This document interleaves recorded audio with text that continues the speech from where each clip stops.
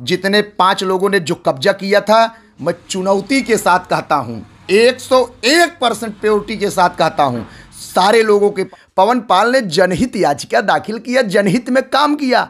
अब अगर यही मेरा करना अपराध हो कि सरकारी जमीन पर, चारागाह की जमीन पर, जिसपे माननीय मुख्यमंत्री जी की प्राथमिकता, 2009 में ही ये लोग बेदखल हो गए थे, जुर्माना लगा है। आप देखिए, डीएम साहब ने अपने आदेश में दिखाया 38,000 रुपए जुर्माना 2009 में इन लोगों को लगाया गया। हम मौजूद हैं जौनपुर जनपद के जहरुद्दीनपुर गांव में, उसी गांव में जहां 2 दिन पूर्व सोमवार के दिन 5 से 6 घरों पर बुलडोजर चला दिया जाता है। और ये लोग आरोप लगाते हैं, जिन घरों पर बुलडोजर चला है, जिनके सामानों को नुकसान पहुंचाया गया है, जिनको बगैर नोटिस के, जिनको बगैर बताए, जिनको बगैर समय दिए उनके सामानों को नुकसान पहुंचाया गया और उनके घर पर बुलडोजर चलाया गया।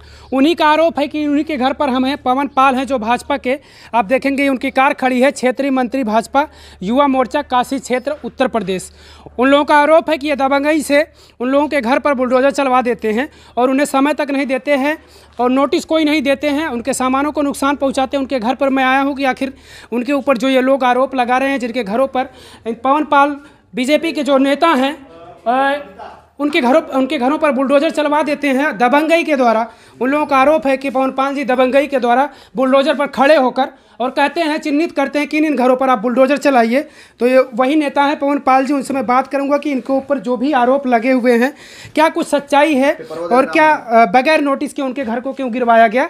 इन चीज़ों पर सबसे पहला सवाल हमारा यही होगा कि आप उन लोगों से हमने बातचीत किया और मैं उनके घरों की स्थिति को दिखाया, जिस तरह से उनके सामानों को, उनके अनाज को, चावल, गेहूँ, सारी चीज़ों को मिट्टी में दबा दिया गया। वो लोग कह रहे हैं कि हमें बगैर नोटिस के, बगैर सूचना के, हमको समय नहीं दिया गया सामान निकालने के लिए, हमारे घर पर बुलडोजर चलवा दिए पवन पाल जी जो जेसीबी पर खड़े होकर। देखिए, पहली बात तो यह आरोप बेबुनियाद आरोप है। आरोप कोई तथ्य और तर्क नहीं होता है, किसी के भी ऊपर लगाया जा सकता है। आप सम्मानित मीडिया के बंधु हैं, लोकतंत्र के चौथे स्तंभ हैं, और कहीं न कहीं आप अगर इस बारे में हमसे बयान लेने हमारा आए हैं उस विषय पर, तो मैं आपको ज़रूर अवगत कराऊंगा। पहली बात तो यह आरोप जो इनके द्वारा लगाया जा रहा है कि बिना सूचना के, आपको मैं कोई काम मुंह से नहीं बताऊंगा जी, जरूर। वही सारे चीज़ जो है ऑन पेपर हैं, ऑन रजिस्टर्ड हैं, और वह मुंह से कह सकते हैं। मैं जो भी मुंह से कहूँगा उस कड़ी में आप उसका हमसे पेपर भी ले सकते हैं। देखिए, माननीय उच्च न्यायालय में रिट याचिका दायर की गई थी। हमारे गांव वालों ने, लगभग 20 लोगों ने इसमें रिट दाखिल किया था उच्च न्यायालय में। फ़र्क इतना था कि पवन कुमार बनाम अदर, देखिए इसमें है ना, आप देखिए, Pawan Kumar Pal respondent state of UP and 10 other, counsel पे विनोद कुमार हमारे अधिवक्ता जी हैं, public interest litigation PIL number फला 2022। माननीय उच्च न्यायालय ने 15 दिन के अंदर इस मामले को निस्तारण करते हुए 6 महीने के अंदर डिसाइड करने का आदेश जिलाधिकारी जौनपुर को दिया था, और यह 5/3/2022 को आदेश था। आदेश हाई कोर्ट ने किया 5/3/2022 को। 6 महीना 5/9/2022 को ख़त्म हो चुका था, और 1 महीना डकने के बाद जब प्रशासन के लोगों ने सोचा कि अब हाई कोर्ट के आदेश की अवहेलना हो रही है, उसके बाद प्रशासन ने अपनी कार्यवाही किया। पवन पाल से इसमें क्या लेना देना है। पवन पाल ने जनहित याचिका दाखिल किया, जनहित में काम किया। अब अगर यही मेरा करना अपराध हो कि सरकारी जमीन पर, चारागाह की जमीन पर, जिसपे माननीय मुख्यमंत्री जी की प्राथमिकता है, हमारी गौ माता चढ़ रही हैं, हमारे बछड़े चढ़ रहे हैं, उनको गांव में रहने के लिए कोई जगह नहीं है, जहां जा रहे हैं लोग डंडे से, लाठी से मार के भगा रहे हैं। अगर मैंने उस कड़ी में चारागाह के लिए मैंने जनहित याचिका दाखिल किया है, और अगर मैं अपराध हो गया है तो मैं इस अपराध को स्वीकार करता हूं। चलिए, बिल्कुल आपने कहा कि नोटिस दिया गया था, आप कागजात दिखा रहे हैं कि नोटिस उनको मिली थी, नोटिस मिली थी, और माननीय ये हाई कोर्ट का है, माननीय जिलाधिकारी महोदय जौनपुर का आदेश भी आप देखिए, बाकायदे आदेश, विस्तृत मुकदमा चला 2 बार, और यह 2007 का प्रकरण है, या कोई नया प्रकरण नहीं है। 2007 से केवल मुकदमे लिंगर हो रहे थे, कोर्ट नहीं चल रही थी, जो भी रीजन रहे। भाई हाई कोर्ट में जब जनहित याचिका दाखिल हुई, उसके बाद इसमें मुकदमे में तेजी आई। 2009 में ही ये लोग बेदखल हो गए थे, जुर्माना लगा है। आप देखिए, डीएम साहब ने अपने आदेश में दिखाया 38,000 रुपये जुर्माना 2009 में इन लोगों को लगाया गया है। आप देखिए, आप देख रहे हैं ना, इसमें मैं आपको दिखा रहा हूँ, ये इधर देख लीजिए आप,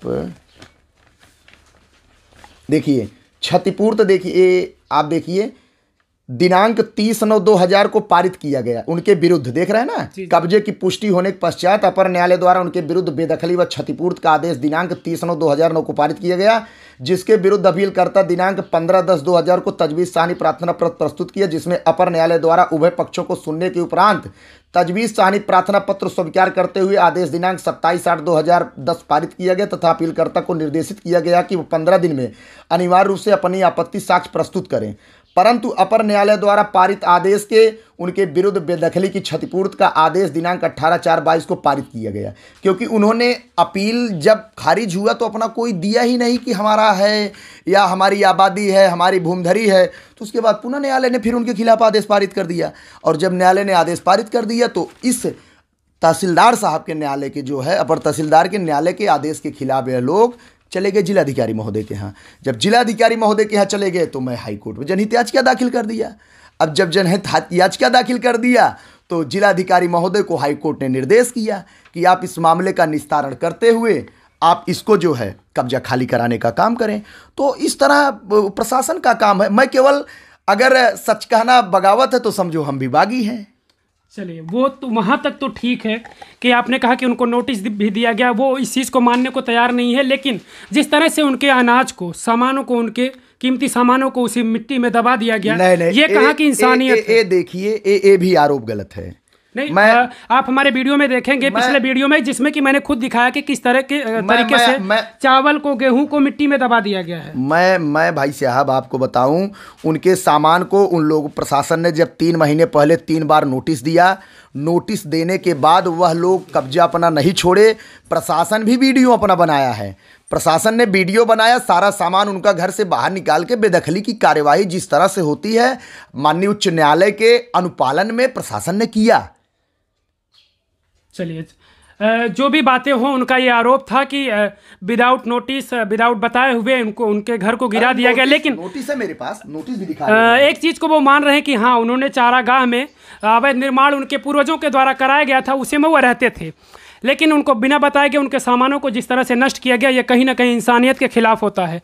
एक हमारा आखिरी सवाल होगा नेताजी आपसे कि मैं इसका भी जवाब आपको दे दूं। बिल्कुल जरूर है कि अवैध, देखिए वह कह रहे हैं जो पूर्वजों की बात, आप यहाँ पर अगर आए हैं इस गांव में, आप यह भी पता कर लीजिए कि उस मकान के अलावा उन लोगों के पास यहाँ भी मकान गांव में है। वो कह रहे हैं कि हमारे पास मकान है, ये नहीं है। 101% गलत कह रहे हैं। सारे लोगों के पास मकान है।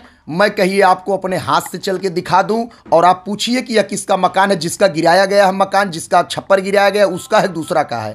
यह तो झूठ बोल रहे हैं आपके सामने, मैं प्रमाण दे रहा हूं। मैं उन्हीं से आप पूछिए किसका मकान है। उनके घर यहाँ महिलाएं हैं, बच्चे हैं, उनके परिवार हैं, सारे लोगों के पास मकान है। मैं चुनौती के साथ कहता हूं, अगर एक व्यक्ति के पास मकान नहीं होगा, जो कहेंगे मैं जुर्माना भरने को तैयार हूं। चलिए, ये भी अब इनका आरोप है कि उनके सारे लोगों के पास रहने के लिए मकान है। यहाँ मकान है, वहाँ पहाड़ी है, केवल वहाँ कब्जा था, यहाँ खाते थे, बनाते थे, वहाँ जाके सोते थे। जिस तरीके से वो लोग रो रहे थे, कह रहे थे कि भाई हमारे पास अब आसियाना नहीं है रहने के लिए, मैं इस ठंड के मौसम में कहाँ पर जाऊँगा, लेकिन इनके द्वारा हमें पता चल रहा है, क्योंकि इसी गाँव के रहने वाले हैं, उनका और भी मकान है रहने के लिए। मेरे द्वारा ही नहीं, आप यह चीज़ पूरे गाँव में टहल कर पूछ लीजिए। और उनका घर यहीं बगल है, 2 घर छोड़ के। जितने 5 लोगों ने जो कब्जा किया था, मैं चुनौती के साथ कहता हूं, 101% प्योरिटी के साथ कहता हूं, सारे लोगों के पास मकान है, सारे लोग साधन संपन्न है। उनके पास ट्रैक्टर है, बुलोरो है, ट्रेलर और कंटेनर जैसी 40-40 लाख की गाड़ियां बंबई में चल रही हैं। घर में सरकारी सर्विस है, लंबी खेती है, बंबई में व्यवसाय है, प्लाटिंग का काम है। तहसील में एक व्यक्ति है, कोई गरीब का रोना अगर रोए, विधवा विलाप करे, तो मैं उसको कह दीजिए कि इस चीज़ की जांच करा लें। मीडिया के बंधु है आप, कोई गरीब नहीं है, सब उसमें 10, 20, 50 लाख रुपए के मालिक हैं। दूसरी चीज़, प्रूफ के तौर पर आप जाकर अभी पता करिए, परसों प्रशासन ने बेदखली की कार्यवाही किया है। कल ही 1 ट्रक मोरंग, 1 ट्रक गिट्टी, 50 कुंटल सरिया, 200 बोरी सीमेंट कल उन लोगों का घर बनने जा रहा है, अपने पैसे से बनवा रहे हैं।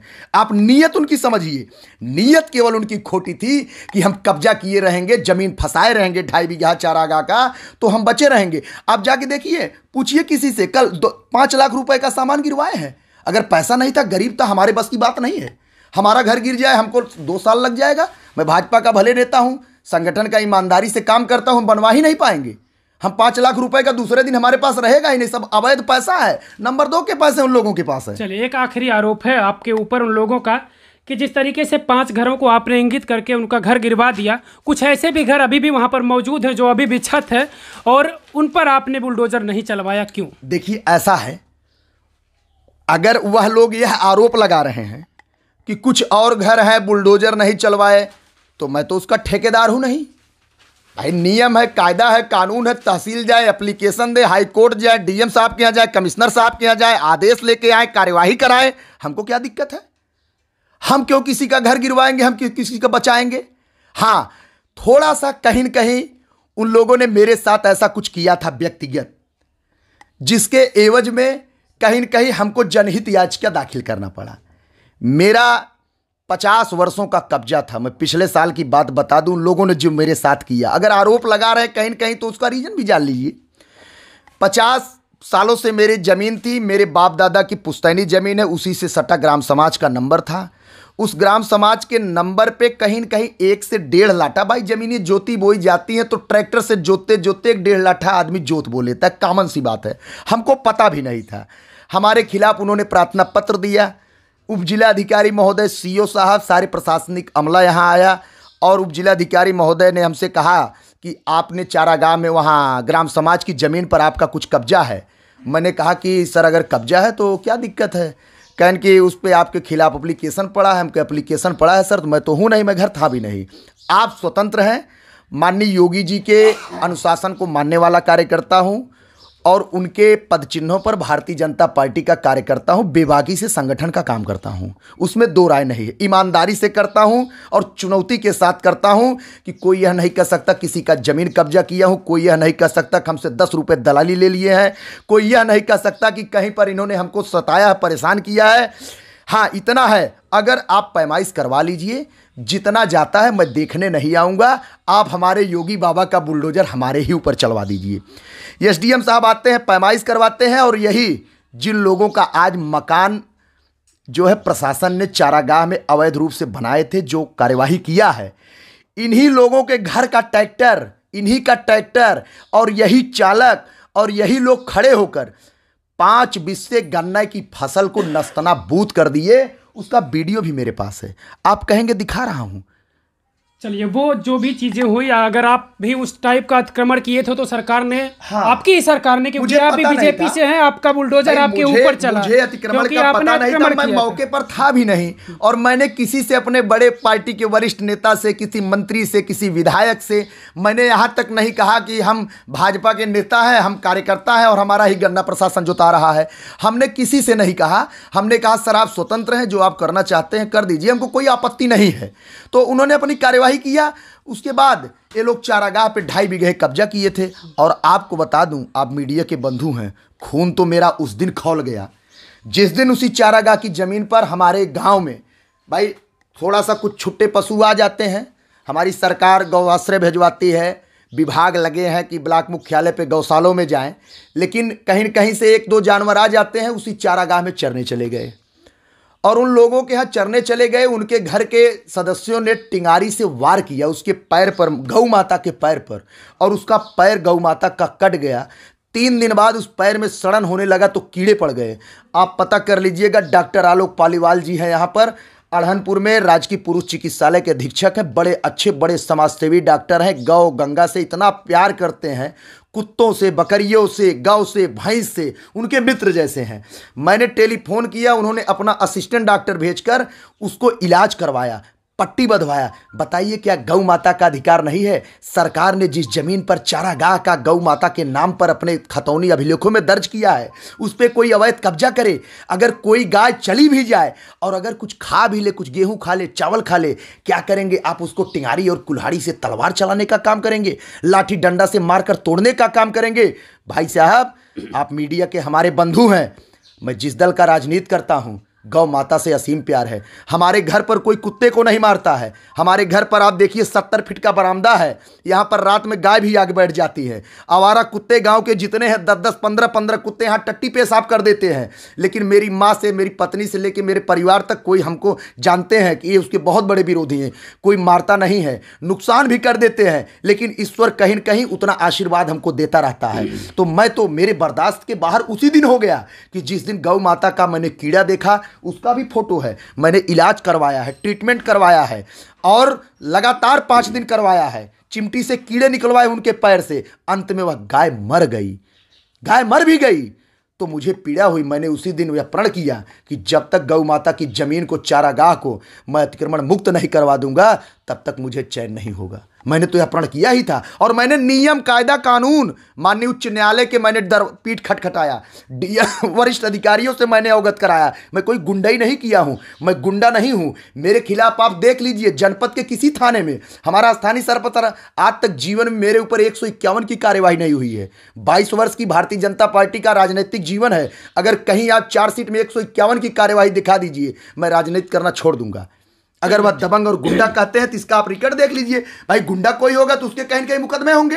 आप डीसीआर भी ट्रेस करा लीजिए, किसी थाने में ट्रेस करा लीजिए। हाँ, अगर सच कहना बगावत है तो समझो हम भी बागी हैं। स्वाभिमानी हूं, ईमानदारी से काम करता हूं, सही चीज पे हमेशा प्रहार करता हूं, गलत चीज को सही चीज पे हमेशा सही काम करने का काम करता हूं, गलत चीज पे हमेशा प्रहार करने का काम करता हूं। चलिए, बिल्कुल। आरोप एक ऐसा शब्द है जो किसी के ऊपर भी लगाया जा सकता है, लेकिन अपने बचाव में जहरुद्दीनपुर के ये नेता हैं भाजपा के, पवन पाल जी, जिन गांव के ही लोगों को आरोप था जो अवैध तरीके से चारागाह में भवन निर्माण कराए हुए थे। अब उनके भवन पर बुलडोजर चला। उन लोगों का आरोप था कि इन्होंने एक तरह से दबंगई करते हुए ऐसा कुछ किया था, लेकिन इन्होंने अपने बचाव में सारा कुछ कहा। एक कहानी ये भी इनके पीछे की भी कि ये भी कभी, अब इनको मालूम हो या ना मालूम हो, ये भी अतिक्रमण किए थे, लेकिन इन्हीं की सरकार इनके ऊपर ही बुलडोजर चलवाई थी। सरकार ये बुलडोजर की है, उत्तर प्रदेश के बाबा जी की सरकार, सारे लोगों को पता है। लेकिन बुलडोजर कब कहाँ चल जाए ये नहीं पता होता सबको। वीडियो देखकर आप लोग जरूर प्रतिक्रिया दीजिएगा, क्योंकि बचाव में सारा कुछ अपने डिटेल के सहित इन्होंने बताया कि क्या कुछ यहाँ पे मामला था। इस वीडियो को देखकर आप लोग प्रतिक्रिया अपनी जरूर दीजिएगा कमेंट के जरिए, और वीडियो को ज़्यादा से ज़्यादा शेयर करिएगा। और अगर चैनल पर नए हो तो चैनल को सब्सक्राइब जरूर कर लीजिएगा। जय हिंद, जय भारत।